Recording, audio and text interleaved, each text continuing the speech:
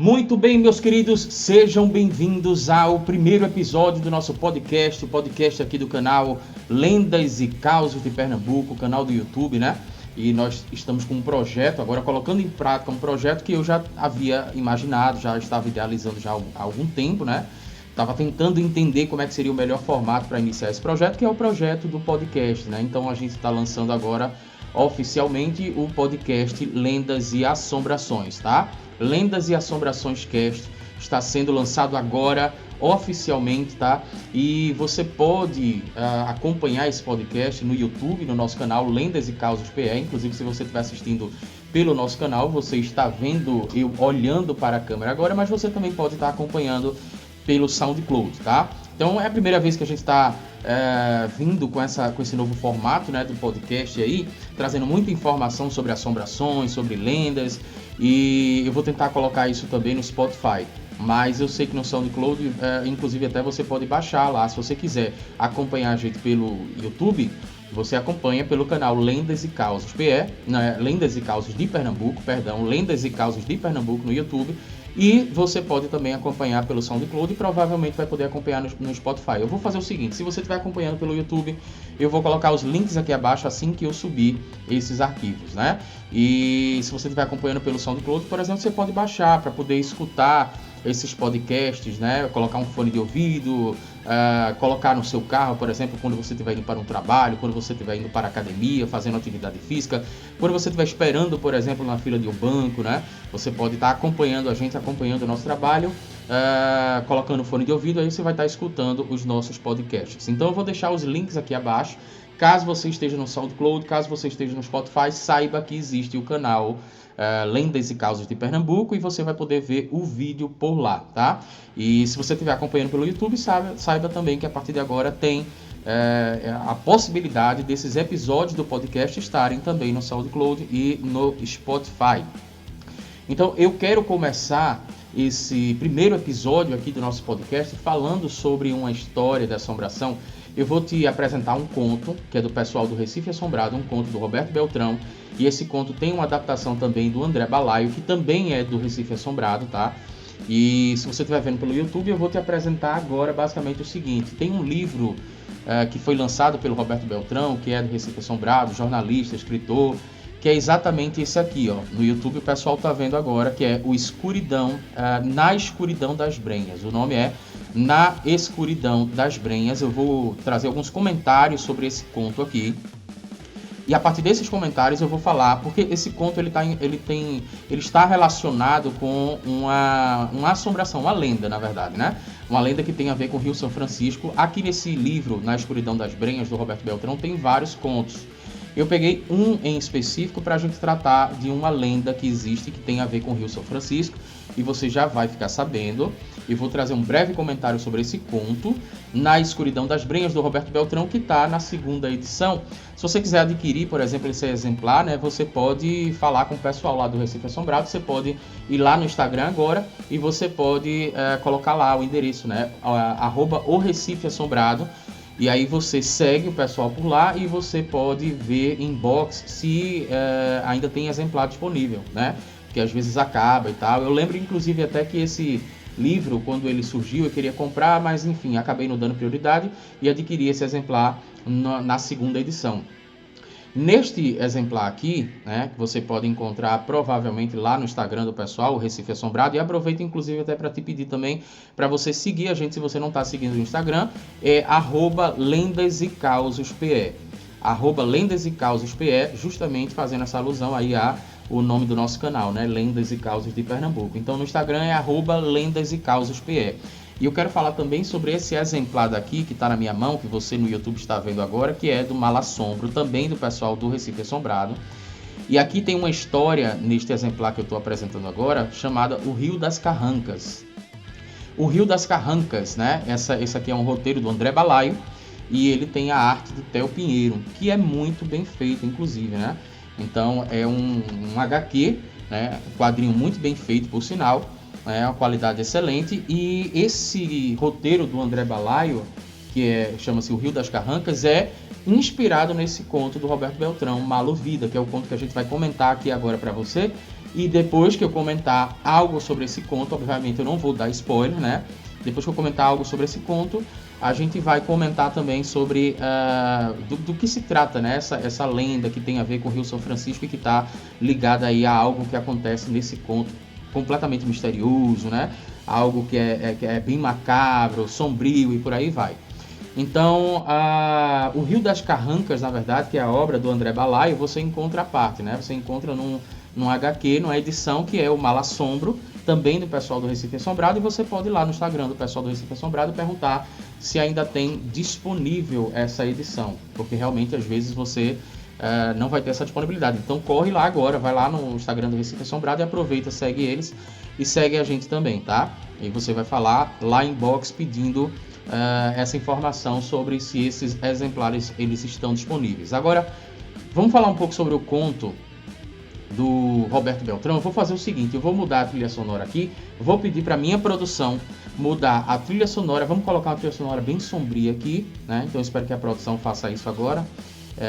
Inclusive acabei de lembrar que não tem produção, sou eu sozinho fazendo tudo aqui, então eu mesmo vou ter que mudar aqui a trilha sonora, né? Não tem produção nenhuma. Mas enfim, vamos fingir que tem uma produção aqui, vamos fingir que quem faz parte da nossa produção é o Boca de Ouro, tá? Então o Boca de Ouro vai fazer parte da nossa produção. Boca de Ouro, para quem não sabe, é uma assombração que tem aqui em Recife também, que inclusive o Gilberto Freire, lá no livro Assombrações de Recife Velho, ele fala sobre a questão do Boca de Ouro. A gente vai ver se a gente separa um episódio para falar sobre a nossa produção aqui, né, que é composta pelo Boca de Ouro. Então eu vou te pedir, Boca de Ouro, por gentileza, muda essa trilha sonora, deixa uma trilha sonora bem sombria, que a gente vai falar agora sobre a questão da Malovida, né? Então, vamos lá. A partir de agora que a gente está começando com essa trilha sonora muito sombria, né? A gente vai mudar o clima do nosso podcast. O Boca de Ouro nos deu essa ajuda daí. Eu quero falar sobre esse conto, que é o Malovida, né? Que tem no livro do Roberto Beltrão, Na Escuridão das Brenhas. E esse conto vai falar sobre uma menina que é muito levada, inclusive uma menina chamada Maria dos Anjos, né? Paradoxalmente, o nome dela é Maria dos Anjos, mas ela é muito trelosa, muito traquina. Inclusive, esse termo, né, malovida, esse neologismo, essa expressão, né, popular, malovida, né, que seria a junção de mal com ouvido e tal, como se trouxesse a impressão de que uma pessoa que é malovida é uma pessoa que não escuta, por exemplo, seus pais, não escuta conselhos de pessoas mais velhas, então é uma pessoa desobediente. A Maria dos Anjos, ela tem essa característica, né, nesse conto Malovida. Logo no início do conto, você começa percebendo que ela é uma menina, como a gente poderia definir assim, meio levada, né? Uma menina meio mal criada e tal. E logo no início do conto ela está de castigo, diga-se de passagem, porque ela teria subido ali no pé de manga e ela estava, sei lá, roubando umas mangas lá, né? Desfrutando ali de algumas mangas e um rapaz, o seu Antônio, pediu para que ela descesse e disse que ali não era comportamento adequado para a menina e tal. E aí quando o camarada deu as costas, ela joga um caroço de manga nas costas dele, né? E aí o camarada fala para a mãe dela e ela fica de castigo. Então ela frequentemente é colocada de castigo porque ela é uma menina malovida, né? Mas aí é que tem um X da questão, que é o seguinte, o pai dela, né, que tinha uma roça e tal, e esse pai dela tinha um barco também. Eles moravam nas proximidades ali do Rio São Francisco. Então ele tinha um barco e ele andava, né, com o barco, e vez ou outra ele levava a Maria dos Anjos, né? Ele levava ela para dar um passeio. Ela gostava muito de dar um passeio de barco ali no Rio São Francisco. Eis que o pai dela conta uma história de um ser tenebroso que existe, né, nas profundidades do Rio São Francisco, e que é um ser misterioso e que acaba trazendo medo, por exemplo, para as embarcações, acaba trazendo medo ali para os pescadores, por exemplo. Tanto é que os barcos costumam ter uma carranca na frente, né, na frente do barco, para justamente espantar os maus espíritos e tal, e espantar exatamente este que seria o caboclo d'água, que é esse ser misterioso, né? Esse ser que acaba amedrontando, trazendo verdadeiro terror aí para pescadores e as demais embarcações. E aí é que você entende o porquê que na versão, né, na adaptação, no roteiro aí de André Balaio, o título desse conto é Rio das Carrancas, justamente fazendo essa alusão aí aos barcos, né, que colocam as carrancas na frente para espantar os maus espíritos. Então ela, quando estava num passeio com o pai dela acaba falando, inclusive, que este ser, que esta entidade misteriosa que vive nas profundidades do Rio São Francisco, ele teria ali, inclusive, sido responsável pelo assassinato do tio dela, no caso do irmão do pai, né? O irmão do pai teria morrido ali, acredita-se que teria sido o caboclo d'água que teria sido responsável, que teria puxado ele para dentro do rio e ele teria se afogado. Aqui eu faço uma observação que é o seguinte: a gente vai precisar ser muito delicado agora, porque tem uma história que aconteceu, por exemplo, a Rede Globo, ela fez uma minissérie, se eu não me engano, chamada Velho Chico, né?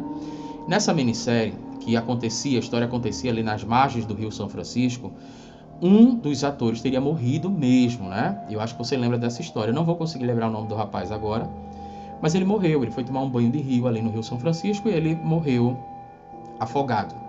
E o fato é que existem pessoas, moradores da região, que acreditam que o caboclo d'água tem alguma coisa a ver com esse falecimento, né, desse ator da Globo e tal. Inclusive a história ficou um pouco meio que contraditória, porque me parece que ele estava junto com a Camila Pitanga e ela não dá muitos detalhes esses que as pessoas gostariam de saber, então tem toda essa questão aí misteriosa por trás.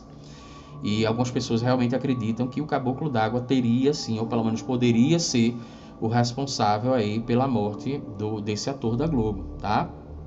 Então deixa eu te falar o seguinte, a gente vai falar sobre o caboclo d'água, tem algumas questões muito interessantes aqui que eu quero apresentar para você, mas antes disso eu quero, só para você ter uma ideia da força do caboclo d'água, né, e da força que essa lenda tem, que muita gente inclusive vai dizer que não é lenda, daqui a pouco a gente vai explicar sobre isso. Eu quero falar um pouco só sobre o Rio São Francisco, né? Que também é conhecido como Velho Chico, que é um rio muito grande, tá? É um dos rios mais importantes, não só do Brasil, como também da América Latina. Então, tem muito desenvolvimento econômico por causa do Rio São Francisco, ele ajuda muita gente, ele traz... ele é responsável, de certa forma, aí, por uma configuração socioeconômica, né? Nas proximidades ali do Rio São Francisco. E algumas pessoas inclusive até passam de Juazeiro para Petrolina, né? O Luiz Gonzaga tem uma música que fala, né? Juazeiro, Petrolina, justamente porque tem barcos que são barcos de vapor, que eles levam pessoas de uma cidade para outra, né? Então é um rio importante para a economia, é um rio importante para a organização das famílias, é um rio importante para o transporte, por exemplo. Ele é um rio que ele corta aí mais ou menos 521 municípios, só para você ter uma ideia. E o caboclo d'água, ele é visto por toda a extensão do Rio São Francisco. A gente está falando de 521 municípios, a gente está falando de 5 estados, né?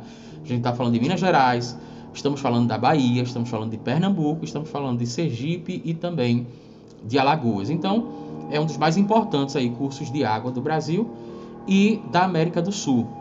E o caboclo d'água ele seria muito visto ali, tanto em Pernambuco, como também em Sergipe, como também, por exemplo, na Bahia e em Minas Gerais. Então é uma extensão muito grande, acredita-se que inclusive exista mais de um caboclo d'água. Uma outra forma de compreender isso vai dizer que ele pode estar em vários lugares ao mesmo tempo. Então, o que seria basicamente o caboclo d'água? Eu fiz aqui algumas anotações, eu vou falar para você agora. O caboclo d'água ele também é conhecido como nego d'água. Também é uma outra forma, em alguns lugares você vai ver as pessoas falando de nego d'água, né? Que seria a mesma coisa que o caboclo d'água. Então ele seria basicamente ali uma espécie de um defensor, né, do Rio São Francisco. E esse defensor, na verdade, ele assombra os pescadores, os navegantes, né? Ele chega inclusive até a virar embarcações e as pessoas morrem por causa disso e tal. Mesmo aquelas que sabem nadar, né? E uma coisa que eu quero chamar a atenção aqui é o seguinte: essa questão, por exemplo, de lendas, ela é muito associada sempre com o fato de, por exemplo, essas assombrações ou essas entidades, elas protegerem a floresta, né? Então você tem muito essa configuração de proteção da floresta, proteção do mar. Ali naquele rio, por exemplo, tem uma lenda tal, que essa entidade, por exemplo, seria um protetor, né? Visando justamente não causar desequilíbrio. A gente encontra, por exemplo, essa configuração já de muito tempo atrás. É uma configuração que talvez a gente possa entender, se não for uma estrutura arquetípica, é uma estrutura etnocêntrica, né, de influência, por exemplo, porque na Alemanha, né, no período da Idade Média, você via algumas lendas que falavam sobre isso, né, as lendas que estavam na floresta, né, entidades que estariam ali na floresta e que estariam protegendo a floresta. Então, por exemplo, a pesca poderia causar desequilíbrio, né, um desequilíbrio ambiental, um desequilíbrio no ecossistema daquele rio. Então, talvez aí o caboclo d'água tenha essa função, né, de proteger justamente esse possível desequilíbrio causado por pescadores. Então, por isso, várias embarcações vão usar carrancas, porque a crença vai dizer, por exemplo, que essas carrancas elas protegem, né, os maus espíritos e protegem esses pescadores, esses embarcadores aí de assombrações e por aí vai. Então, segundo relatos de algumas pessoas, vão dizer que essa é uma criatura que é muito forte, né? Uma criatura que é vista, é colocada como musculosa, né? Como a gente pode chamar de troncuda, né? Então ela tem uma força acima da média. Algumas pessoas vão dizer também que ela tem uma pele meio abronzeada, né? Ela tem uma pele às vezes meio esverdeada, por exemplo, né? É possível que haja aí uma transição de cores, né? Ou uma divergência na percepção das pessoas que tiveram ou dizem ter tido contato com o caboclo d'água, né? Com essa entidade. A questão da altura dele também tem uma divergência aí. Algumas pessoas vão dizer que é muito grande, outras pessoas vão dizer que é uma criatura muito baixa. Levando em consideração que tem mais de uma, né, e que possivelmente é uma criatura que se reproduz, né, então a gente pode falar que talvez alguém tenha visto ali um caboclo d'água que seria um caboclo d'água, um bebê, alguma coisa assim, né, mais jovem. E outros possivelmente viram o caboclo d'água mais velho, né? Por isso tem essa diferença aí na questão do tamanho. E alguns vão dizer também que ele tem um olho no meio da testa. Então é só um olho no meio da testa. E tem uma diferença também nessa questão do olho, porque tem gente que vai dizer que é um olho grande, arredondado, quase como se parecendo um extraterrestre. Outras pessoas vão dizer, por exemplo, que seria um olho meio fino, né? Então tem uma divergência nessa questão de olho aí. Então é uma entidade que é ágil, segundo as pessoas contam, é poderosa, né? Aí a gente já falou, ele consegue estar em vários lugares ao mesmo tempo, ou então existe mais de um caboclo d'água, ou seja, é uma entidade que consegue ali se reproduzir, e a aparência dele, algumas pessoas vão dizer que parece com um macaco, outras vão dizer que parece com um peixe, outras vão dizer que a pele é parecida, por exemplo, com um réptil, né? Então tem muita divergência nisso aí. Agora, uma coisa que permanece um mistério até hoje, permanece uma dúvida, é a origem do caboclo d'água, porque não se sabe ao certo aonde ele teria sido visto pela primeira vez. Então não se sabe ao certo aonde que ele... qual é a origem, por exemplo, do caboclo d'água? Começou aonde, né? Então não se tem essa informação. Essa informação aí realmente é um mistério. A única coisa que se sabe é que ele assombra realmente os pescadores da região, né? Que ele possui um temperamento muito forte, fica muito nervoso, e quando ele fica nervoso ele emite um ruído, e esse ruído pode ser escutado de longe, né? Então a pessoa pode estar andando ali no Rio São Francisco, o caboclo d'água está atacando em outra cidade, mas é possível que a pessoa possa escutar, porque o ruído dele é ouvido a longas distâncias, né? Então isso é outra característica. Quando as pessoas escutam um ruído desconhecido, julgam ser do caboclo d'água, e aí seria... geralmente essas pessoas têm um certo desespero aí, né? Então é outro fator também. E quando ele vai atacar os pescadores, ele costuma agarrar no fundo das canoas, no fundo das embarcações, movimentando elas, fazendo com que elas possam virar, né? Então ele faz de tudo para que a canoa encalhe, para que o barco vire, e várias dessas pessoas tiveram seu barco... elas vão dizer, né, que o caboclo d'água virou o barco dessas pessoas, e algumas mortes teriam acontecido ali, tá? Então esse seria basicamente o caboclo d'água. O que é que eu quero chamar a atenção agora? Existe uma associação de caçadores de assombrações e de monstros de Mariana, que é a ACAM, Associação de Caçadores de Assombrações e Monstros de Mariana. Uma coisa que eu quero chamar a atenção para você é que nesse exemplar daqui, do Mal Assombro, né, o roteiro do André Balaio, chamado Rio das Carrancas, que é justamente o roteiro que é inspirado nesse conto Malovida, de Roberto Beltrão. Nesta edição daqui de Malassombros, Malassombros ou Malassombro? É Malassombro, tá? Nesta edição daqui, o Rio da Carranca, tem uma parte no final, depois que a história é contada, não sei se está dando para você ver aí no YouTube, mas tem uma parte que faz um resumozinho sobre um relato que foi divulgado aí pelo Leandro Henrique dos Santos e pelo Stefano Azevedo, que eles são integrantes justamente dessa associação de caçadores de assombrações e monstros de Mariana, a ACAM, tá? Então, eu não vou, obviamente, ler tudo aqui, porque também o interesse é que você possa desfrutar, né, do prazer que eu tive lendo essa edição. Então, por isso que eu falei da questão de você ir lá no Instagram do Recife Assombrado, justamente para você adquirir também esses exemplares. Aqui, eu vou ler só alguns trechos, só para você ter uma ideia. Ele vai dizer que é o seguinte: o caboclo d'água já foi avistado muitas vezes na região dos Inconfidentes, que fica na zona da Mata Mineira, né? São geralmente as mesmas declarações. Então, seria um ser bípede semelhante ao macaco, que tem braços com dedos, né? E ao mesmo tempo ele tem uma pele esverdeada, como uma lagartixa, por exemplo, né? Um rosto meio reptiliano. Mas, no entanto, há diferenças nos relatos sobre o formato dos olhos, que é isso que a gente comentou, né? Existem algumas diferenças aí nesses relatos. Alguns falam que são arredondados, mas a maioria diz que são como olhos de répteis, né? Que são mais finos. Então há também a questão do tamanho. A maioria cita um animal mais forte, musculoso, e outros veem um ser mais magro e mais franzino.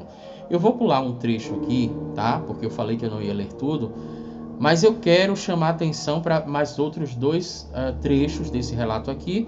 Um deles vai dizer o seguinte, é um relato revelador, que ele vai dizer que um pescador teria visto um animal desses, que era grande, acompanhando outro espécime pequeno, descrito pela testemunha como um filhote. Então estamos falando de um bicho que se reproduz e não vive sozinho, e geralmente anda em bando. Por isso talvez exista essa percepção de que ele pode estar em vários lugares ao mesmo tempo, porque se a gente está falando de um ser que realmente existe, a gente precisa considerar que ele está se reproduzindo aí, né? Algumas pessoas dizem ter visto ali um ser acompanhado de outros, né? E uma outra questão que eu quero chamar a atenção aqui é que pesquisadores, olha só, pesquisadores da criptozoologia, o que é criptozoologia? A ciência que procura descobrir e estudar animais estranhos, né? E sim, tudo leva a crer que ainda existem animais estranhos que a ciência não descobriu, que não são tão populares assim, e por aí vai. Então, a gente está falando de um rio, né? O rio Capibaribe, não, enfim. A gente está falando do Rio São Francisco, né? Rio Capibaribe, diga-se de passagem, aqui em Recife também tem muitas histórias de assombrações.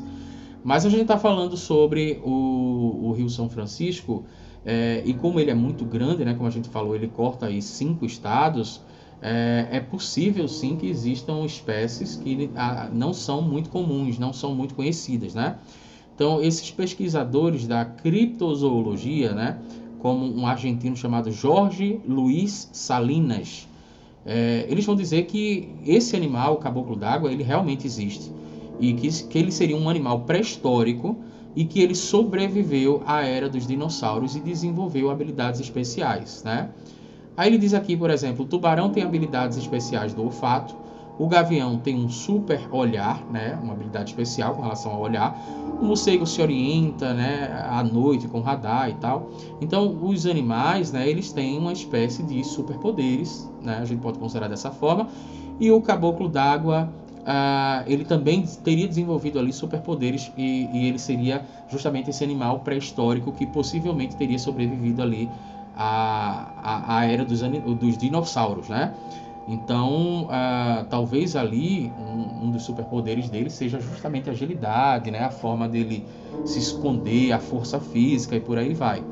Mas o que eu quero falar para você basicamente é que sim, tem muita gente que acredita e que possivelmente isso não é só uma lenda, né?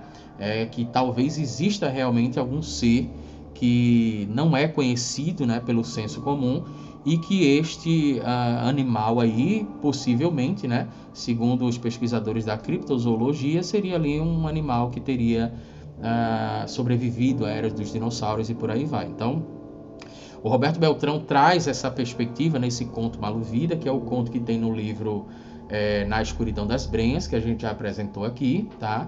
E eu te agradeço demais, porque chegamos ao fim do nosso primeiro episódio do podcast, Lendas e Assombrações Cast, e nós vamos postar esse vídeo aqui no YouTube. Então talvez, se você estiver vendo esse vídeo no YouTube, se inscreve no nosso canal, ativa o sininho para receber as nossas próximas notificações. Se você estiver seguindo a gente, se você estiver escutando isso, né, pelo SoundCloud, segue a gente também pelo SoundCloud, deixa o teu like aí, deixa o teu comentário, que a gente quer interagir com você. Lembrando que se você estiver no SoundCloud, se você estiver no Spotify, nós estamos também no YouTube. Então vai ser um prazer receber você no YouTube, no canal Lendas e Causos de Pernambuco. Eu espero que você tenha gostado e eu te vejo no próximo episódio do nosso podcast, se você tiver coragem.